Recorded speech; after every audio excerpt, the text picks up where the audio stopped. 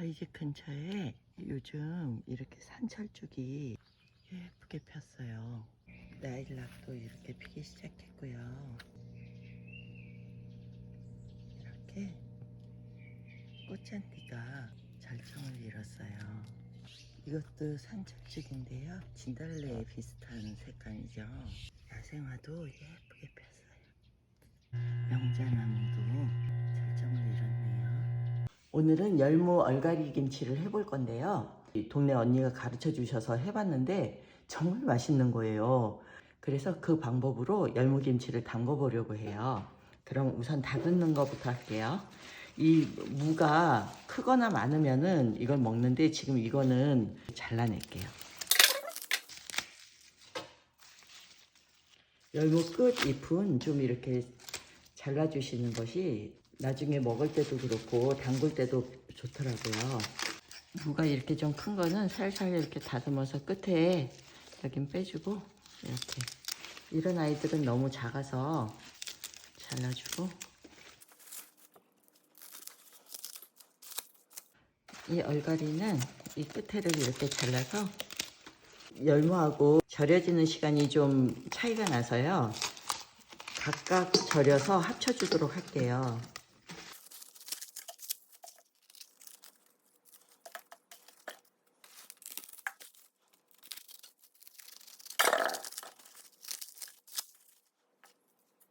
이 절임물을 만들어 줄 건데요.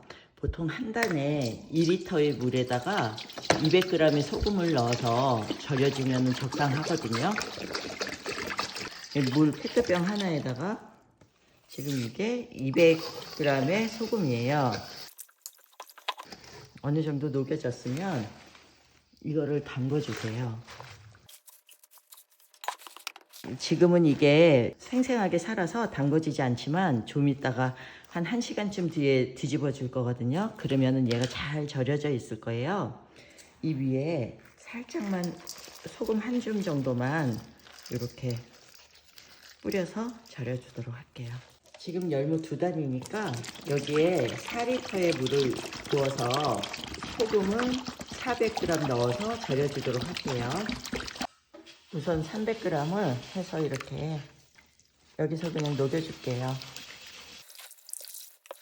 나머지 100g 소금 있었잖아요. 그거를 위에다가 이렇게 뿌려서 어느 정도 절여지면 뒤집도록 할게요.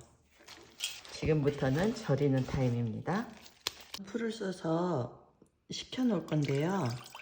물 900ml에다가 찹쌀 90g을 먼저 찬물에다 풀어 놓을 거예요. 뭉치지 않게끔 해 놓은 다음에 불을 켜서 끓이도록 할게요. 가라앉지 않게 잘 저어주면서 끓여주세요. 이제 서서히 끓어서 익기 시작했어요. 완전히 맑아졌죠? 지금 이렇게 모여들죠? 이럴 때 얘를 꺼주셔야 돼요. 그러지 않으면 얘가 화르륵 넘쳐버리거든요. 그런 다음에 잔열로 조금 더 저어주시면 끝나는 거예요. 빨리 식히기 위해서 저는 큰 볼에다가 항상 미리 부어둬요. 우선 얼갈이를 헹궈 줄 건데요. 아까 물이 부족한 듯 해도 이렇게 지금 물이 엄청 많이 나왔죠. 얼갈이하고 열무는 절인 다음에 이렇게 만져주는 건 괜찮은데 절이기 전에 많이 만져주면 풋내가 나요. 그러면은 얘를 이제 깨끗이 씻어서 물에 받쳐서 물기를 빼줄게요.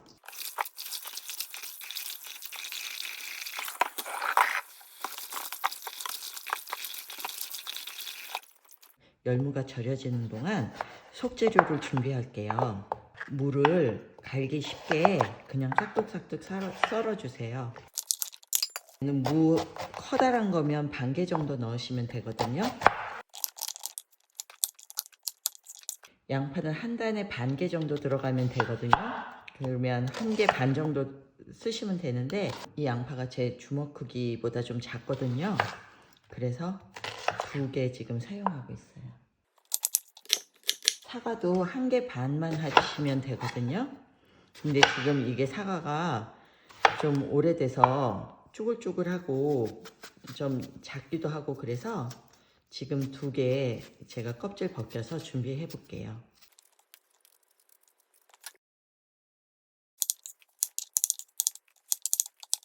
그리고 마침 이렇게 배가 냉장고에서 이쪽이 상했더라고요.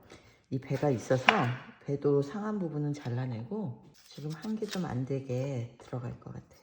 열무김치에는 배 같은 경우는 4분의 1 쪽만 들어가도 돼요. 갈아줄 거니까 적당히 썰어주세요. 이 오렌지는 보고선 배운 건데요. 향이 확 달라지더라고요. 열무김치 할 때 될 수 있으면 오렌지를 넣으려고 해요. 한번 넣어보세요. 정말 맛있어요. 이 오렌지 역시 좀 커다란 크기면은 한 단에 반 개 정도 넣으시면 되고요. 오렌지가 작아서 그냥 2개 넣을 거예요.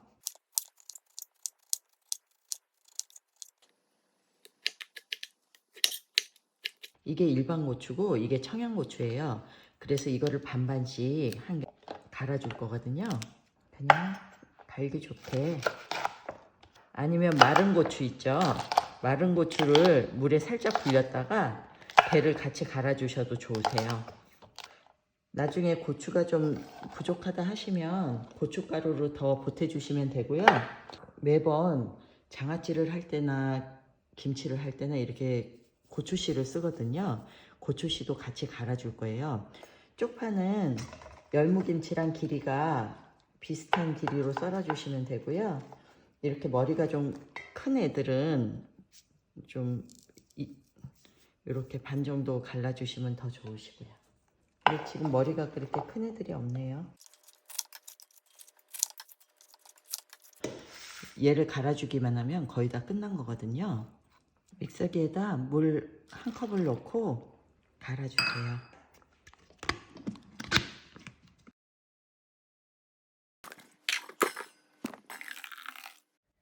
생강청을 4분의 1컵 넣고 갈아줄게요.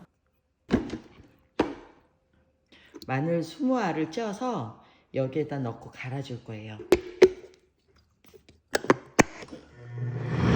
열무도 다 절여졌어요. 절여진 거는 시간은 얼마 걸린다라고 딱 단정 지을 수는 없고요. 한 4시간 반 정도 절였거든요. 그랬더니 잘 절여졌어요. 이렇게 했을 때 꺾어지면 안 되고요. 이렇게 휘어야지 잘 된 거거든요. 지금 물도 엄청 많이 생겼죠. 물을 일단 살짝 따라내고요. 이제 헹굴 거예요. 지금부터는 너무 조심스럽게까지는 다루지 않으셔도 적당히 다루셔도 풋내가 나지 않아요.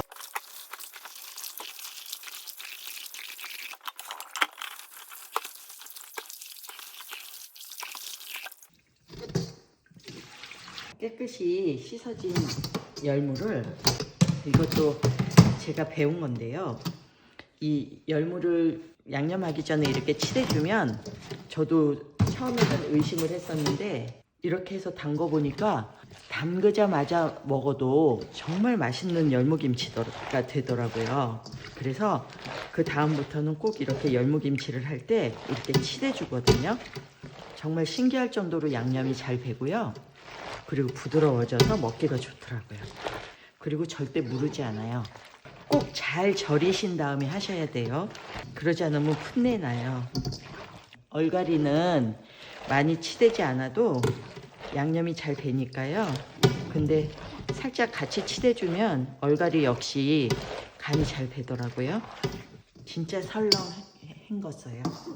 액젓을 안 넣고요. 국간장이랑 연두로 김치를 담가요. 국간장 한 단당 2큰술 들어가니까요. 3, 4, 5, 6큰술 들어가고요. 연두 하나, 둘, 셋, 넷, 다섯, 여섯. 우선 이렇게 넣어서 버무린 다음 간이 부족하면 소금을 더 넣도록 할게요. 제가 손을 다쳐서 안 좋을 것 같아서 비닐장갑을 끼고 버무릴게요. 아까 그 찹쌀풀 써놓은 거 있죠? 거기에다가 갈은 양념을 같이 넣었어요. 그래서 버무려주면 끝나는 거예요. 어느 정도 버무려지면 쪽파를 넣어서 버무려 줘요.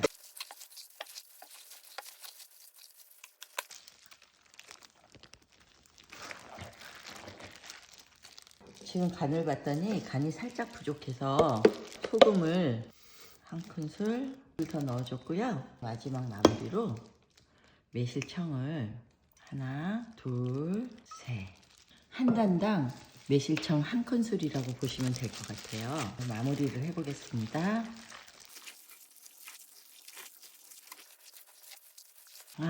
간이 딱 맞게 잘 됐어요. 이렇게 해서 요즘 같은 때는 하루 이상 숙성을 좀 시켜주시는 것이 더 맛있더라고요. 금방 해서 이렇게 먹어도 정말 맛있네요. 신김치가 이제 좀 질릴 때가 됐잖아요.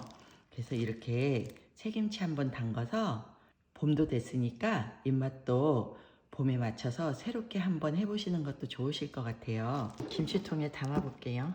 정말 이 김치는 물김치와 그냥 김치의 사이에 있는 김치인데요. 국물이 드시고 싶으실 때는 국물을 떠 드셔도 좋고요. 김치만 드시고 싶으시다면 김치를 건져 드셔도 좋고요. 더 물김치로 드시고 싶으신 분들은 물을 더 부으셔도 돼요.